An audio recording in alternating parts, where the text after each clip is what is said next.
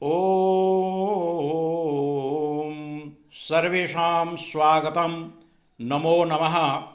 अद्य वयम् अस्मिन् वर्गे संस्कृत अनुवाद विषये अध्ययनं करिष्यामः।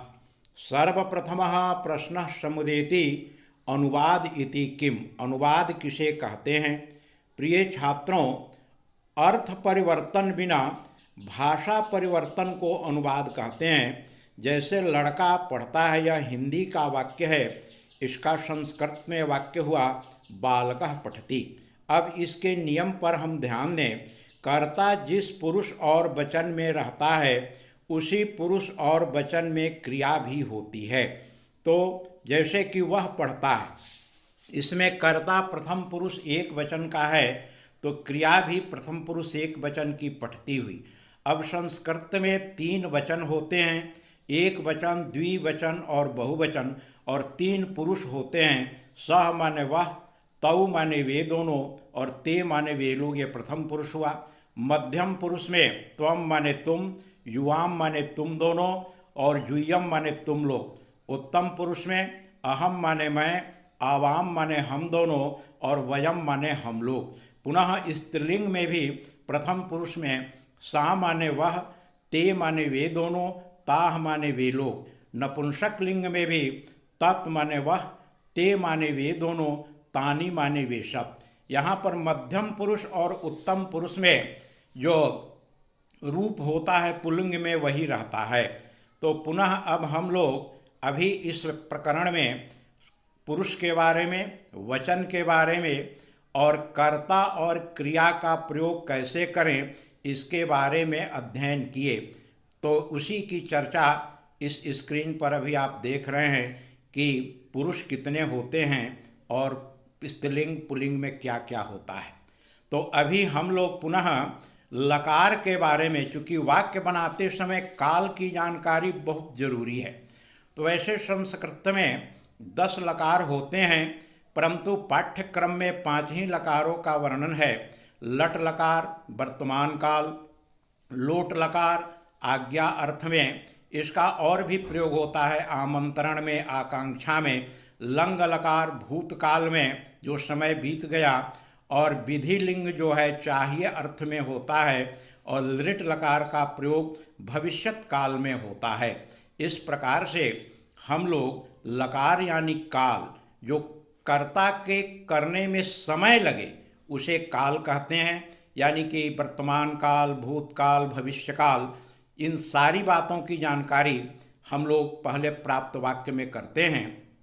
पुनः अब हम लोग इसके कुछ उदाहरणों के माध्यम से हम लोग लकार की और स्पष्ट जानकारी प्राप्त करेंगे, जिसमें लट लकार अर्थात वर्तमान काल। लट लकार का एक वाक्य है कि वह किताब पढ़ता है, सह पुस्तकम पठति।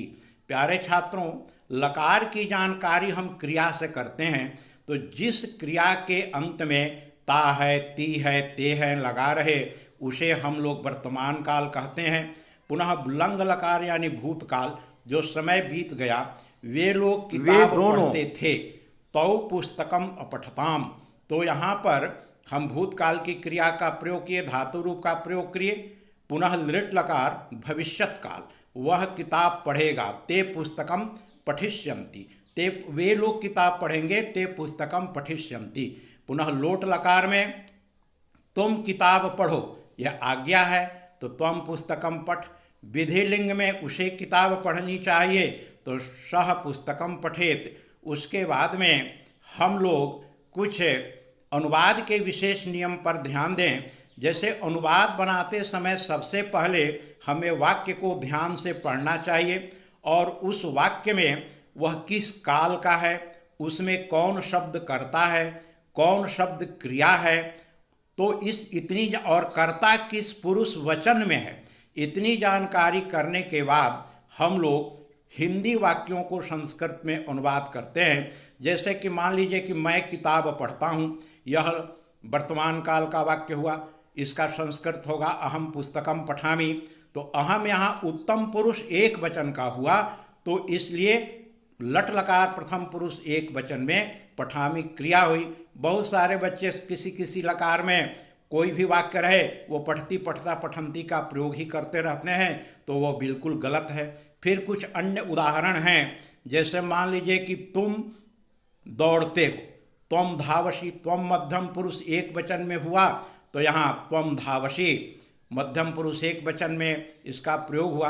पुनः किसी एक धातु रूप को स्मरण करना बहुत जरूरी है।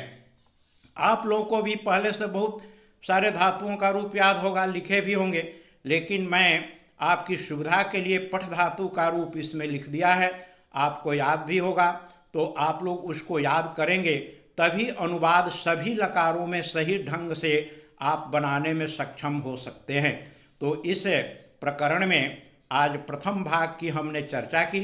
आपको यह विशेष रूप से जब ध्यान से सुनेंगे तो बहुत लाभ करेगा। सबको बहुत बहुत धन्यवाद। पुनः दूसरे वीडियो में अन्य नियमों की चर्चा होगी। सबको धन्यवाद।